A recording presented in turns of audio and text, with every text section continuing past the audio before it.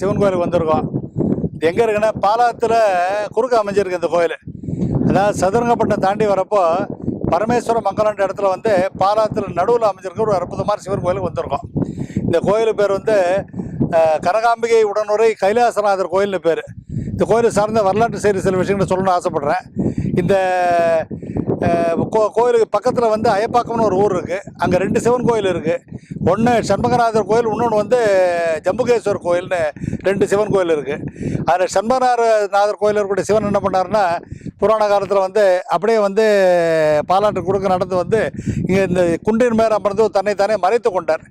அப்போ சிவனை காணுன்னு பார்வதி தேடின்னு வரப்போ இந்த குண்டின் மேலே இருக்கிறத உணர்ந்து அந்த குண்டின் மேலே சிவன்கிட்ட முறையிட்டுட்டு அதை மண்டிட்டு முழங்கால ஏறி நடந்து மேலே ஐக்கியமானப்புறம் 2 பேரும் ஒன்று சேர்ந்து சிவன் பார்வதி ஸ்வரூபமாக கனகாம்பிகை உடனுரை கைலாசநாதனாக காட்சி கொடுக்குறார்.